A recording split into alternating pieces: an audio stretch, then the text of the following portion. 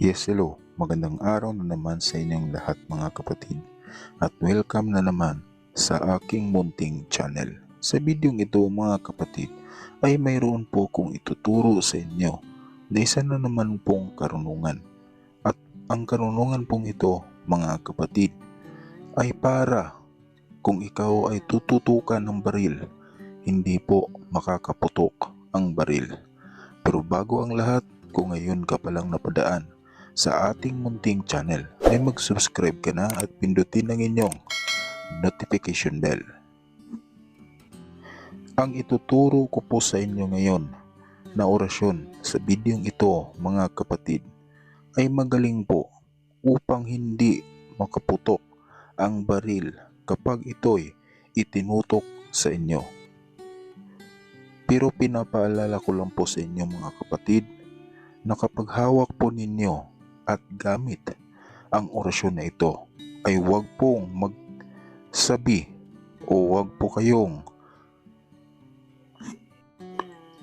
po itong ipagmayabang, bagkus huwag pong ipapaalam kahit kanino na kayo ay gumagamit ng orasyon na ito, sapagkat mayroon din pong kahinaan ang orasyon na ito at ito ay maaaring makontra. Hindi natin alam kung ano ang isip ng tao. Baka ikaw ay kanilang pagtestingan ng kanilang mga nalalaman at ikaw ay barilin nila. Kapag ginamitan kanila ng pangontra ng orasyon na ito, sigurado po na ikaw ay matatamaan o makakaputok ang baril sa iyo. Subalit kapag hindi nila alam at itinago mo lang ang orasyong ito sa iyong sarili na ikaw pala ay gumagamit ng orasyon na ito, ay safe na safe ka, sapagkat kapag ikaw ay kanilang babarilin, siguradong hindi makakaputok ang kanilang baril kapag ito'y nakatutok. Dapat niyo pong tandaan ang aking paalala, sapagkat ang akin pong paalala ay makakapagligtas sa inyo. At huwag pong ipag-testing ang orasyon na ito. Ibig sabihin, huwag pong isalang ang sarili sa testingan tulad po ng ikaw ay magpapabaril, sapagkat hindi natin alam kung ano din ang mga nalalaman ng taong iyong pag-testing sa iyo na bumaril. Kaya dapat po ilagay ninyo sa isip, dapat po na isikreto lang ninyo ang paggamit ng orasyong ito upang siguradong ikaw ay maliligtas. Ang orasyon pong ito mga kapatid ay kailangan na iyo munang pabibisain sa loob po ng 9 na araw. Ganito ang iyong gagawin. Ikaw ay magdarasal ng isang Ama Namin, isang Baginong Maria at isang sumasampalataya, at pagkatapos ay isunod ang orasyong ito ng 3 ulit at hipan po ang inyong sarili.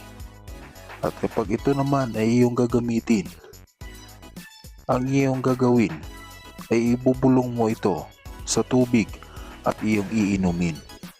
Pagkatapos, upang mas dumikit palalo ang bisa, ay usalin din po ulit ng 3 ulit ang orasyon at hipan ang inyong katawan.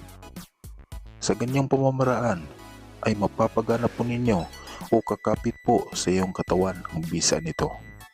Ito po pala ang orasyon na aking tinutukoy. Ito ang orasyon na iyong gagamitin. Ilusab, ibulo, ibulom, inklator, enklabator, hak, hak, hak.